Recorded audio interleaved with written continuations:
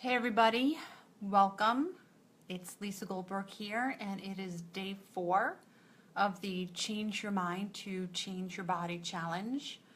Welcome back. If you're new to the group, maybe you've just joined. A few of you have come to the Facebook group, a couple of days in. I'm Lisa Goldberg. I am a nutritionist and lifestyle coach, and I work with people and I help them change their habits and their behaviors and their mindset around food and eating, because I know that people who struggle to lose weight or have yo-yo dieted or are emotional eaters and have been on and off diets most, if not all, of their life, what they really don't change every time they go on a diet and lose weight is their habits and behaviors and their mindset, and they're usually not working on their self-love and their self-esteem and their self-worth. And so those are all the components of what I coach on when I work with people to really get them to be able to lose weight, and most important, to keep it off for good. Because at the end of the day, everybody wants to lose weight and never gain it back again. And so all of these things that we're talking about in the Change Your Mind to Change Your Body challenge, my 7-step method for lasting weight loss, really is about going through the process of change, of changing your habits, changing your behaviors, changing your mindset, changing how you see yourself. So through that process, you start to release the weight and you keep it off for good. Because what happens is, as you go through the process and you're changing how you think and you're changing your relationship to yourself and your relationship to food, the weight starts to come off. Because what I do isn't quick weight loss. You're not probably going to lose like 6 pounds in a week because you're not starving yourself. But you're going through the process of change. And as you start to make those changes and you start to make better choices and you start to relate to yourself and to food differently, the weight comes off. And when you get to where you want to be, you think differently. You have a different relationship with yourself and a different way of being around food. And that's why when I work with my clients, I want them to hang out with me for a long period of time, because I can't help somebody change habits and behaviors and a mindset and conditioning that they've had for most of their life in a few short weeks. It's not realistic, because it does take our brains a little while to kind of catch up and make things stick. So, but anyway, welcome back again. We're on day 4 of the Change Your Mind to Change Your Body challenge. I just wanted to give you a little bit of background about myself and what my beliefs are and my purpose and why I coach on what I coach on about habit, behavior, and mindset change for sustainable weight loss. And so today on day 4 and step 4 is talking about your triggers. What triggers you? So I sent out in the email today, if everybody got their email, and so I also sent you a sheet. I don't know when I put it, but it was on my desk a little while ago. It's right here, actually. An identifying trigger sheet, all right, for you to be able to, when you recognize what your triggers are, write down what you notice your triggers are and what are the options that you could do instead of using food. So oftentimes, and I put a picture in your email today as well. And so, hey Deborah, thanks for joining us today. And so triggers could be thoughts and beliefs that you have about yourself or about something in your life. It could be negative emotions, which for so many people, that's what their triggers are. Negative emotions about how they're feeling. Could be positive emotions. I mean, how many of you, posted to the group yesterday that you reward yourself with food? All right, and so you did a great job, you had a great day, something awesome happened. Could be conditioning as when you were a kid, you got rewarded with food for doing something good. And so it could be physical sensations in our body. So for a lot of people, anxiety is a physical sensation. It's not a really good sensation, but it's a physical sensation. We feel it. Oftentimes, anxiety either starts at the top and works its way down, or starts at the bottom and works its way up. So a trigger could be other people. You had a bad conversation with your boss. You had a fight with your spouse or one of your kids, or just a really good friend. So a trigger could be somebody else. Somebody says something to you, and it triggers you, and it puts you in some kind of a frame of mind where what you do is you think about eating. It could be a sight or a smell of food.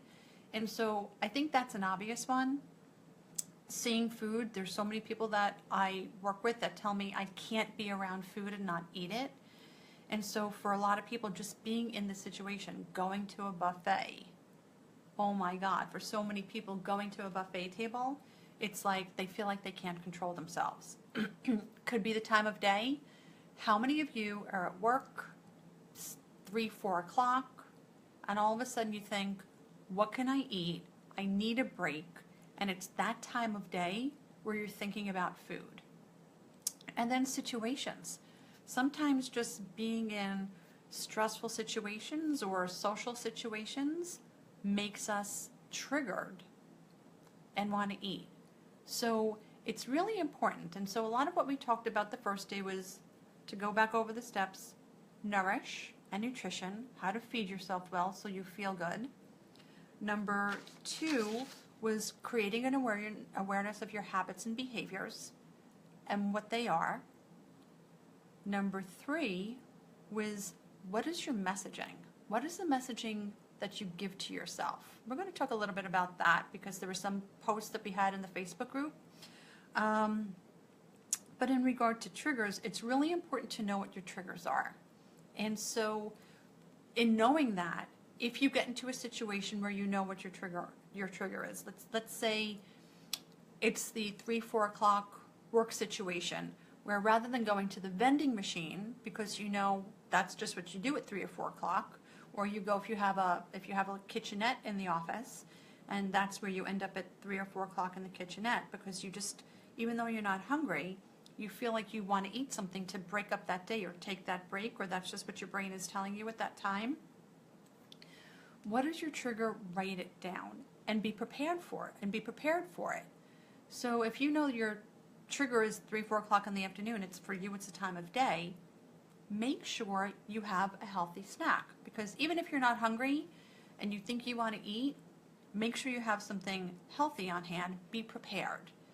We can't always be prepared if we're going to have a fight or a bad day with somebody, but if you recognize that you've just had a bad situation, or you know that every time you go in to see your boss or you are working on a project that it stresses you out and makes you want to eat, be prepared for it. And so that's what this sheet is for, to really pay attention to what your triggers are and write down what else you can do. Because here's the thing, every time you're triggered, if you use food, it's going to take you further and further and further away from what you really want for yourself. So this is where all the mindset stuff comes in. And, you know, some of you might be thinking, wow, that's really a lot to remember. And so it's a process, and it's about mindset. And so once you become aware of what your habits and behaviors are, and once you know what you tell yourself, when you're triggered, you're going to be prepared for what I call, when I work with my clients, their plan B, to what else can you do besides use food to deal with what the feelings or the situation that you've just been triggered. And if your trigger is to go eat, what else can you do and not use food to fix the feeling, the situation, the fight? Because at the end of the day, the food doesn't fix any of that. And I am guessing that most of you have experienced that when you eat because of any of those triggers, it doesn't change anything. If you're in a bad mood, it puts you in a worse mood because now you're beating yourself up for eating when you weren't hungry. And if your goal was to lose weight, now you've gotten further away from your goal.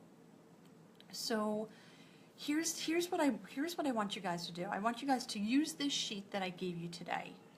I want you to get the same way I want you to get in touch with what your habits and behaviors are. And so a lot of you posted to the group yesterday that you're starting to realize what you do. And some of you actually posted that you actually thought about it. You noticed that your brain went to, I want to get some chocolate, but you took it a step further. Your logical brain jumped in and recognized that the chocolate's not going to make you feel better. And when you didn't make that choice, you were so much prouder and you felt so much happier for not making that choice. And so write down your triggers and write down what you could do for a plan B. And so if you're home, it might be, and sometimes you hear like those typical ones of, calling a friend or making a cup of tea, but I have to tell you, I think tea is an awesome thing to do. It's soothing, you use two hands, it's something that you bring to your mouth, you feel that warm liquid going down. Sometimes my New York accent jumps out, so sorry about that, you guys. You feel the warm liquid going down, and it's soothing. We feel it. There's a sensation that we feel when we drink something warm, and if we think we're hungry, it does fill us up a little bit. So whether it's taking a hot shower, doing some meditating, calling a friend, journaling. I think journaling is great. I work with so many clients, and when they start to journal and they get that stuff out of their head and onto paper, it makes a huge difference, and they have so much self-discovery. So whatever your triggers are, the time of day, a physical sensation, an emotion, a person, whatever it is, again, this whole thing is about creating an awareness of what goes on for you and why you eat when the reason has nothing to do with being hungry. Because emotional eating is something that's just that, it's emotional. And so if you're hungry, but I always tell my clients, if you're hungry, I don't want you not to eat, because hunger is a feeling that doesn't feel good. And so this whole journey and the way to change and transform is to get really in touch with what's going on with yourself and your relationship with yourself and the relationship that you have with food. And going through the process and working on the steps and getting really clear on what happens for you in order to change those relationships. So, Deborah, I'm glad you're here. So I was reading your post in the Facebook group where when we were talking about your pattern and how you said yesterday that you feel like you're interested and you're not committed. And so I said, what else are you not committed to? Because there's other things in your life. If you're not committed, there's other things in your life that you're not committed to. And so what you said to me was, you sometimes tell yourself that maybe it's not always worth it because you can't do it anyway. And so what I want you to hear is that self-talk. Every time you keep telling yourself it's not worth it or I can't, two things. You're kind of saying I'm not worth it, and it's what it's putting out into the universe and what's being reflected back to you. So this is where mindset comes in. It's about mindset, it's about attitude, it's about really focusing on what the truth is, and ask yourself, is it the truth? Are you really not worth it? Is it really not worth it? If for, what did you tell me, 5 or 6 years, you've been wanting to reach this goal. So that tells me it's important to you. So it's got to be worth it. But every time you tell yourself it's not, you kind of let yourself off the hook. And so you just become interested in the goal and not committed. And so when you're committed to your goals, nothing will stop you. And so hopefully through these last few days, you've been taking notes on how to become really aware of what you're telling yourself. And a lot of it is setting small goals. And so if this is a goal that you want, whether it's to exercise, whether it's to lose some weight, write down a goal and be real specific.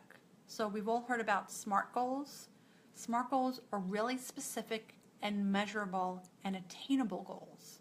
So break it down into little chunks that you could achieve, whether it's daily or weekly, but make it achievable. Take one little step at a time. And here's what I do know too. Every time you reach a goal, every time you do something good, because here's what I hear from my clients all the time. I do a lot that's wrong, but I do a lot that's good too. And so what I ask people, Deborah, you're letting yourself off the hook. That's exactly what you do. Exactly. Don't let yourself off the hook. You will be so much happier when you don't. So here's what I was saying before. When clients realize that they do the good things, they never pat themselves on the back. They never relish in the good or the stuff that they've done that's good for themselves. When they overeat or they binge eat or they emotionally eat, you'll spend hours or days beating yourself up. But when you do something great, I don't care how big or small it is. You thought about eating a cookie and you didn't do it. Yay, celebrate it. It's a big deal. If it felt good to you, I want you to relish in the fact that you did something that made yourself proud. You made a really good decision. You thought that decision through. You made a plan for yourself and you followed it through. And so I want there to be as much celebration about the good stuff that you do as there is for when you berate yourself for the not so good stuff that you do. Because the positive reinforcement, it counts. Put the good stuff out there, because here's what I'm going to tell you. What happens is every time you do something positive and you celebrate it and there's a positive outcome, I need you to stay connected to that, because that's what's going to get you to the next positive thing and to make the next good decision. So celebrate your wins. And, when I work with my private clients, when I work with my group, we talk about celebrating your wins. And again, I don't care how big or how small it is. When I'm working with clients, sometimes they'll be like, oh, I only lost like 0.2 pounds, or I only lost like 0.4 pounds. And some clients weigh and some clients don't. But for those who weigh, it's like, yay, this is what you want. It's going in the right direction. In this world, down is down. Celebrate it. So that's what I want for you guys. I want you to celebrate every little thing, and I want you to make a big deal about it, because here's what I know. I know that when you're doing something not so great, you're kind of sitting in that not so greatness for way too long. And so, Deborah, what could you do? I want you to think about this. What could you do the next time you want to let yourself off the hook? What could you do to turn that around? What could you tell yourself to say, not this time. Here's what I want for myself, and here's what I'm going to do today or in this moment to get one step closer to what I want. And so think about that. If you have some time, post it here in the Facebook Live and we could talk about it. Post it in the Facebook group. And so here's what I want to ask you guys. I mean, are you guys getting a lot out of the talks, the post, the PDF that I sent? Did anybody fill it out today? Is anybody really clear on what their triggers are? And so what I hear a lot is, how do I change it? A lot of people are aware of what they do, but they don't know how to change it. And so it is a step-by-step process. Just first becoming aware of what you do is so much, and it's so big. And when you see and understand, and a lot of times it's understanding the why you do what you do, when you understand why you're doing it, it's easier to change. I spoke with somebody today that just said, I don't understand why I have to clean my plate. I don't understand why I need huge portions of food. But that's a matter of going in a little bit deeper. And if she understands the why she's using that food to fill something up inside that's missing, probably in a different aspect of her life, that could be a why. I mean, everybody's why is different. So what I know is, everybody who struggles with overeating, emotional eating, binge eating, yo-yo dieting, whatever it is, everybody's, they struggle with the same thing. How it started for them is everybody's story is different, but the struggle for so many people is the same. And so by becoming aware of it and taking small steps and being patient, and here's what I want you to hear. If you want to lose weight and keep it off for good, it's not about how fast. It's not about being good for 4 or 5 days and then getting on the scale and being, oh, I've been good for 4 or 5 days and not seeing any results.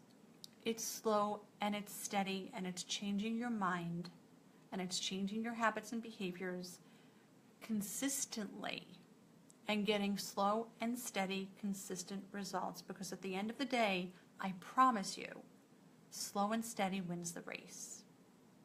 And just think about that. It's a step-by-step process. And for those of you that are used to dieting and losing, weight pretty quickly because you've been restricting, that's not what this is all about. This is about lifestyle change and habit, behavior, and mindset change.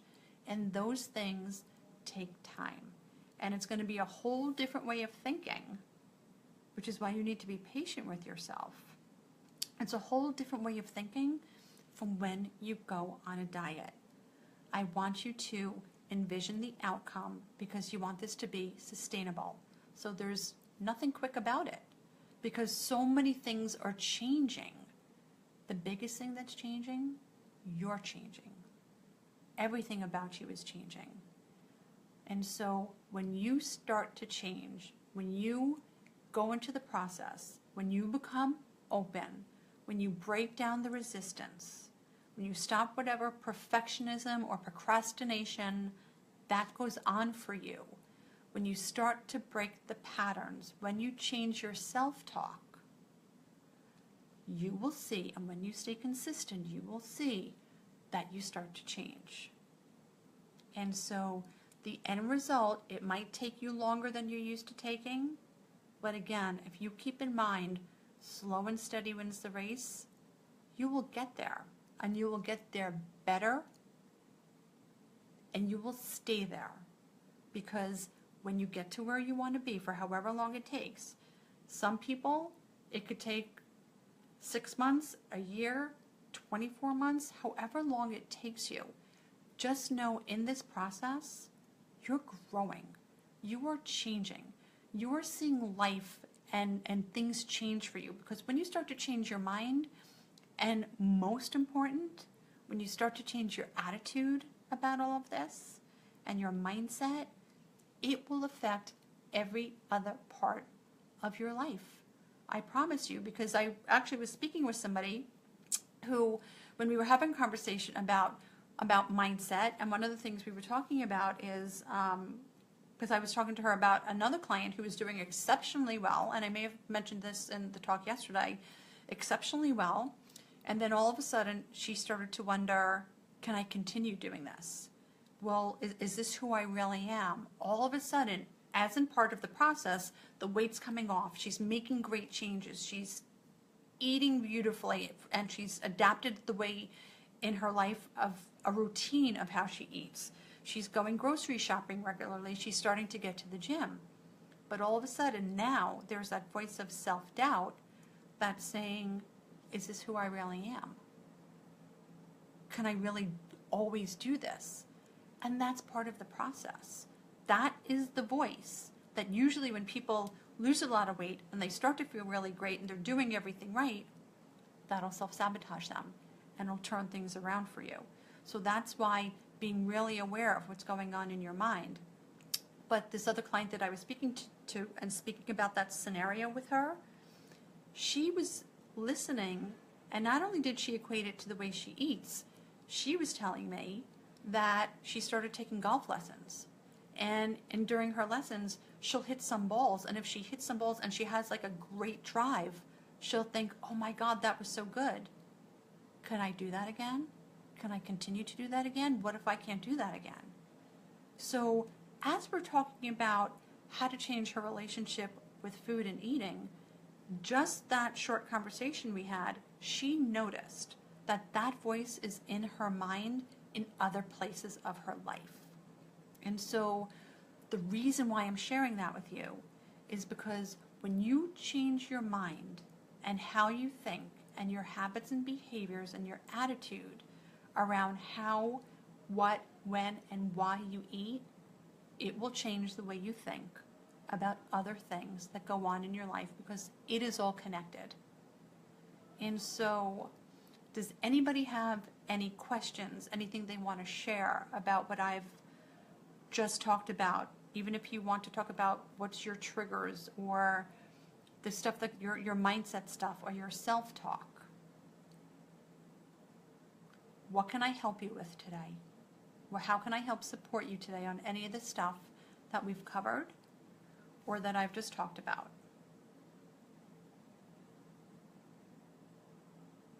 Okay, so maybe some people are feeling a little bit shy today, but that's okay. So, but here's what I want today's takeaway to be, and here's the big picture of what I do and what I want you to take away with this challenge. Great, Deborah, powerful stuff. Glad I tuned in today. How can we get over the fear of change? Excellent question. Here's what I want you to know. You have to be comfortable being uncomfortable, because there's the only way you will get to the other side is if you feel uncomfortable. Because if you're not uncomfortable, you are not changing. So I know it's scary, but it's sitting with the fear and keeping in your mind what you want your outcome to be and staying connected to your vision. What is your vision? What do you want your life to be like?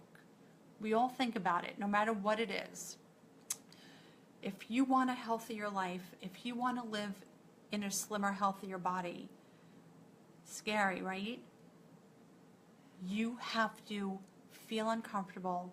You have to sit in the fear, because when you sit in the fear, if you're not in fear, if you're not feeling uncomfortable, you are not growing and getting to the other side. And so just know that you will be okay. I promise you. When you get to the other side of that fear and the worry and whatever you think, because here's another thing that I know. Sometimes thinking about doing something is more overwhelming than actually doing something. Because I cannot tell you how many people that I work with that when they finally take the coaching and do something that in their head is so overwhelming, good 99% of them come back and say to me, that wasn't as bad as I thought it was going to be. So Deborah, do what scares you. You will grow and you will come out the other side so much better off. I can promise you that. Okay? So what I want you to do, Deborah, is I want you to set some goals for yourself, and you put some in the Facebook group. Take one or two of those things that you wrote to me that you've been working on for 5 or 6 years. Choose one. Choose the thing that scares you the most. All right? Choose the thing that scares you the most and focus on that. And what I want you to do is I want you to write out the goal, the action step you will take to reach that goal. I want you to write the obstacle that might come up for you, all right? And then I want you to write how you're going to overcome that obstacle should it come up. And I also want you to write what the outcome is, because I want you to be connected to the outcome. So, goal, action to take to reach the goal, the obstacle that may arise, and what will you do if it arises. For instance, hypothetically, you plan to get to the gym because you want to start to work out. You made the plan to go to a 6 o'clock class. The action, if you have to schedule a class or you put it in your calendar or you called for an appointment at the gym. The obstacle, your boss schedules a meeting at the time you're supposed to go into the gym. How will you overcome that obstacle? What will you do? What other action step can you take to overcome that obstacle? And so for you, that might be taking a later class, going for a run outside, not letting anything get in your way, because I want you to picture the outcome, and the outcome is how you're going to feel after you're working out. So goal, action, obstacle, outcome, and make a plan, whatever it is for yourself. Okay? So does anybody else have anything they want to ask or share or contribute? Okay, so here's what I'm going to do. I'm going to do a quick review of the steps that we've gone through so far, and it's nourish. Step 2 is create and aware of your habits and behaviors and your mindset. Great, Deborah. Step 3, monitor your messaging. What do you say when you speak to yourself? Do you talk yourself into things? Do you talk yourself out of things? And is what you're telling yourself the truth? And triggers. Use the sheet that I set up for you today. You should print it out, write down whatever you think your triggers are, use the picture that was in your email today, try to figure out exactly what your triggers are, and write it down. The more clear you are on what you need to change, you'll give yourself the tools to change. And again, for anything that you want to accomplish, goals, actions, obstacles, outcome. All right? And do that as well. And for those of you, I wanted to say this, and I kind of didn't say this earlier, but for those of you who might not know, I wrote a book called Food Fight, Winning the Battle with Food and Eating to Achieve Sustainable Weight Loss. And a lot of it is a lot of what you're hearing here in this challenge, and a lot of it is what I coach on, how I coach, and takes a bit of a deeper dive in things that you could do to lose weight and keep it off for good. And here's the thing, it's not a diet book. It's not about you going on a diet, because any of the work that I do is not about you going on a diet. If I'm working with somebody and you feel like you're on a diet, something's gone awry. So again, I'll show you a quick picture. It's called Food Fight. This is what it looks like. It's on Amazon, and it's Food Fight, Winning the Battle with Food and Eating to Achieve Sustainable Weight Loss. Go pick up a copy so you can take a deeper dive into what we're doing. I also put in today's email, if you're interested in having a conversation with me and taking a deeper dive into what goes on for you, whether it's mindset stuff or self-talk or self-sabotage, schedule a call with me. I opened up some slots in my calendar this weekend because, you know, for those of you who get my emails, you know that I am off to California soon, and not that I won't be able to speak to you then, I will be, but I figured I'm going to give you an opportunity to get on the phone with me before I go away. So again, I opened up some slots for Saturday and Sunday. Get to my calendar. If you kind of want to find out what goes on for you, let's talk. All right, so if nobody else has any questions, Deborah, I'm so glad that you were able to get a lot out of this Facebook Live today. And for those of you who weren't able to be live with me today, this is going to be up in the Facebook group. And I will see you all tomorrow at 2 p.m. Eastern Standard Time. All right, share with me in the Facebook page, and everybody have an amazing day. See you soon.